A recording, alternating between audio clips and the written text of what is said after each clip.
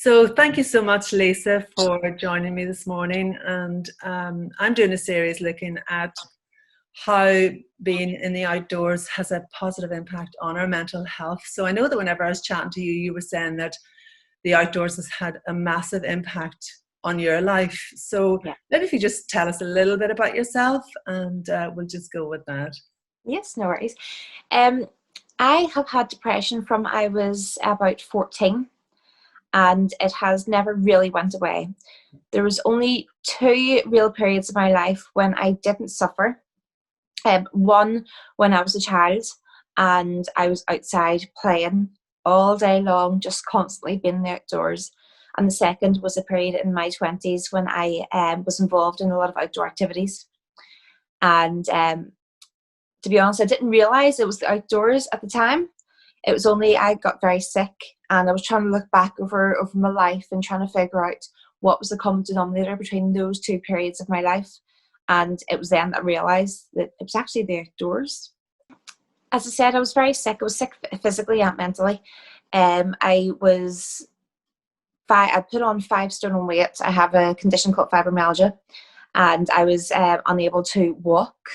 I was just struggling with everyday daily life, and I just knew I needed to get outdoors. But having anxiety and having depression, I found it really hard to go outdoors. As silly as it sounds, and I've been reading a lot about it, and it started off with sitting in my back garden for 5 or 10 minutes just to get myself, because obviously when you're used to being indoors, when you go outside, you're freezing and you actually find it hard.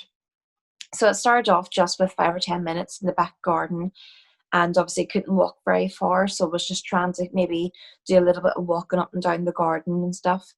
And I started to see a herbalist, and it was through a lot of herbal medicine that I started to get better physically.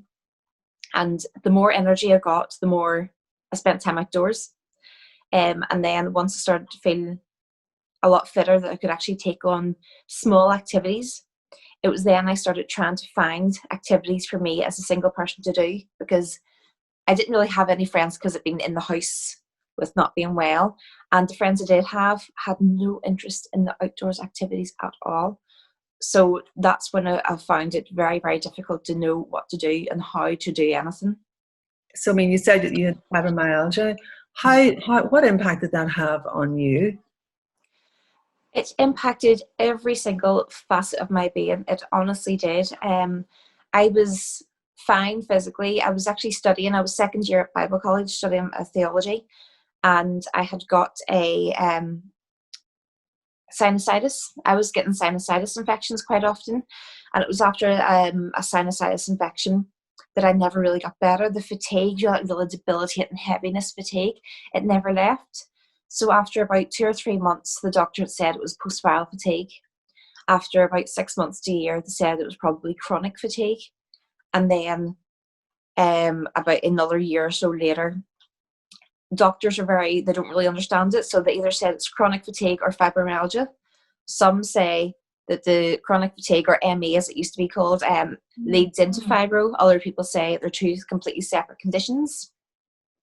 But so when you're mentally struggling and you're physically struggling and you have not that much support, obviously I have emotional support with my mum and my sisters and stuff, but they obviously were working full time and had their own lives and everything as well. So day-to-day life, I was a single parent, I was married, I was going through a marriage breakup as well.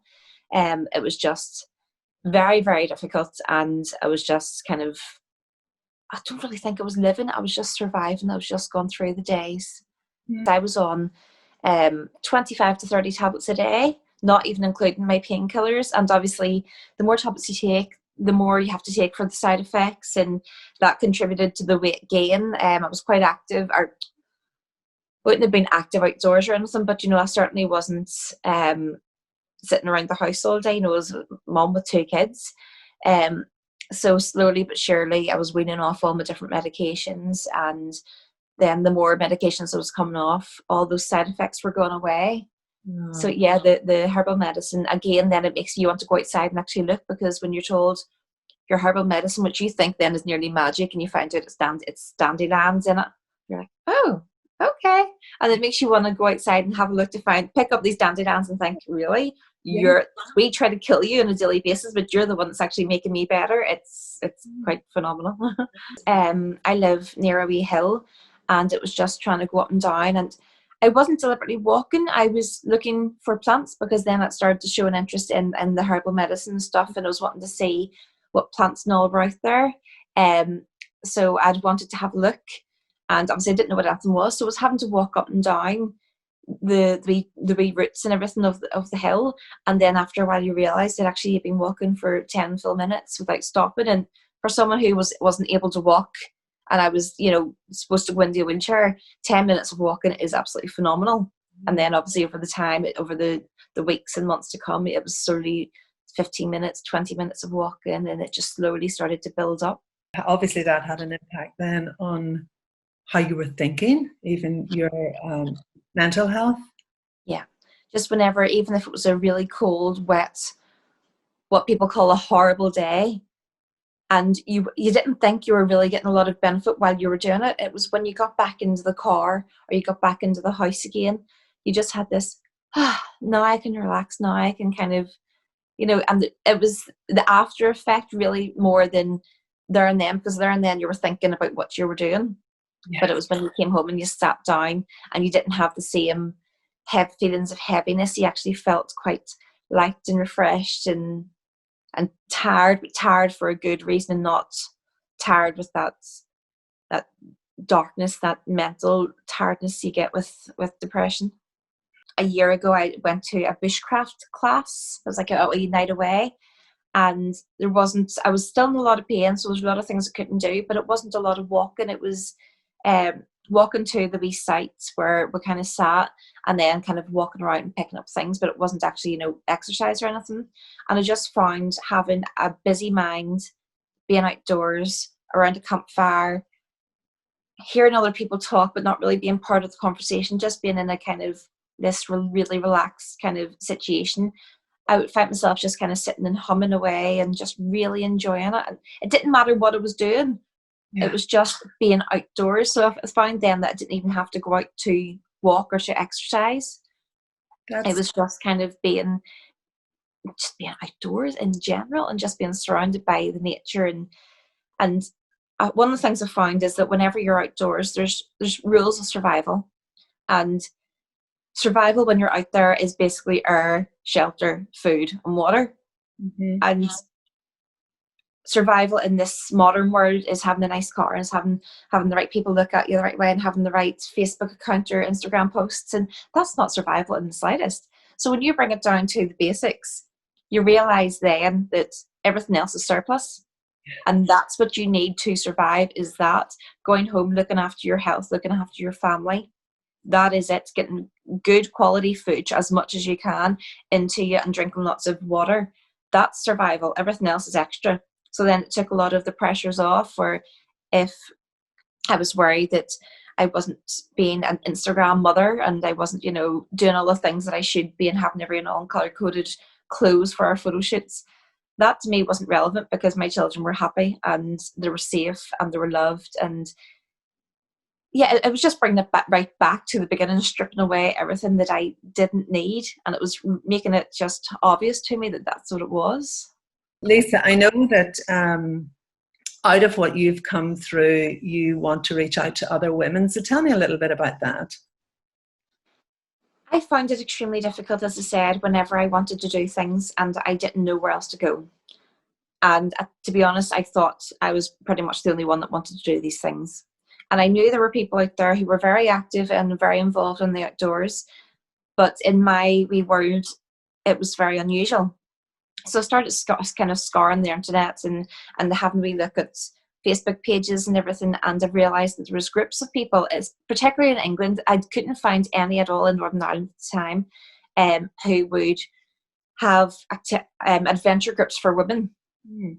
So I found one called Love Her Wild, and I joined it, and constantly was making comments on them. Oh, why can't you come to Northern Ireland? Oh, I wish you were over here. And after about a year or so, they eventually said that they were going to make more different sub-region groups and stuff, and they'd asked if anyone wanted to volunteer for it. Now, obviously, with my mental health issues, I really struggled with that because I wanted it, but I would struggle with the reality of doing it. But I thought, we need this in Northern Ireland. It didn't at the time exist. Now, from then, there's actually been lots of wee subgroups have actually started up, and a lot of them are paid. Now you have to pay for the person to take you on hikes or whatever. But at the time, as I said, there wasn't anything. So I'd asked, can I start the group in Northern Ireland? And it was about 6 months or nearly a year after I'd initially asked, it came back to me, so I'd forgotten about it. And then obviously the group, by the time we got the group actually set up, lockdown was just starting to happen, so we didn't actually have anything to do, and the group was only, I think it was only like 5 of my friends or something. There was very, very few people on it because as I said, it was a mainly English group, so the English groups were they were thriving and growing and everything, but it wasn't really until I got the 2 other admins, Laurie and Maria, on board that the group started to grow better, because obviously they live a more active life, so they would have more people interested in that sort of thing. And tell me a little bit first of all. So, Love Her Wild. What exactly is that? Love Her Wild is it's run by a blogger called Beck Story, and she wanted to have adventures for women-based adventures, so that women can feel safe. And a lot of the adventures they do some really big major adventures where it's lots of money and you go trek the Himalayas or whatever it was.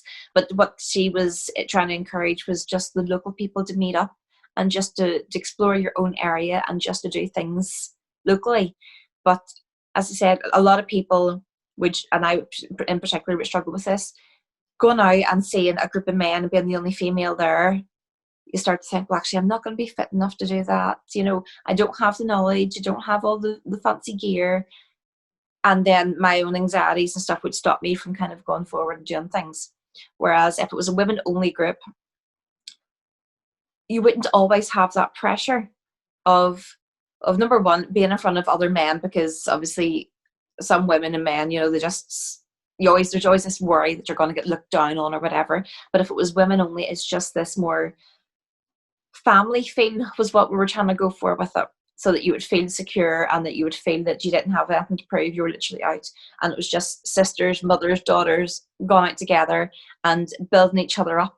And that's what the plan was, that we would just be a big family who would go out together and just have lots of fun, do hikes or swimming or cycling or surfing or whatever it is that people want to do, but just to have a safe place for them to do it that isn't going to cost the world. Obviously, if there's tuition involved, you pay the tuition, but it's not about any of us making money. It's about being outdoors, because outdoors is free.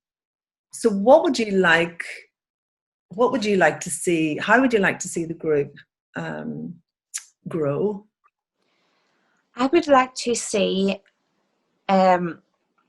lots more activities, lots more people getting involved. There's so many people in the group, they're not really getting involved. And a lot of it's to do with they probably don't feel like they can at the minute, because maybe their activity is cycling and we haven't had any cycling activities going on. So even if they created their own event, their own wee group, within the group saying, I live in Dungannon and I'm going for a 10-mile cycle, does anyone want to join me? And then other people who have that interest can join them too. So it doesn't always need to be particularly facilitated by one of the admins. Okay. It's an open group where people can just meet other like-minded people. So someone could come on and say, hi, my name's Julie and I live in Coleraine. Is there anyone near me who likes swimming? And then they can form their own wee activities and stuff, which is obviously, I want it to be open for everybody. Again, I don't want it to be cliques then for them to go off and do their own thing, which they can do, but I would like it still to be open, so that they say, we are meeting at 10 o'clock, please come and join us. And for, obviously we do still want to keep the Love Her Wild organised ones, because then just to keep so we can facilitate it better, to make sure everybody is invited and everyone is welcome and all the rest of it. But we do want to encourage independence and people organising all their own wee things. And they don't have to be a leader, they don't have to be a mountain leader to go for a walk. They can just say, we are a group going for a walk, and none of us are qualified, none of us are trained in any of it, but we just want people, we just want friends to do it with. So that's what I would really like to see, is more activities going on around the whole country, because we're based a lot of our activities, as I said, are down where we live, and we would like to start organising more further afield. But if they could organise it themselves in their local area, you never know, they could have someone, a neighbour, 2 or 3 houses down or 2 or 3 streets down, who is also in the same position as them and is dying to go out.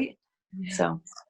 So Lisa, thank you so much for taking the time to chat with me. It's been really, really interesting. What I'm going to do is I'll put the links in the description below to Love Her Wild. I'm sure if anybody wants to contact you, they can do it there. No problem. Thank you. Yes. Yeah. So listen, thanks again, and I'll be seeing you soon. Okay. Thank you. Bye. Bye.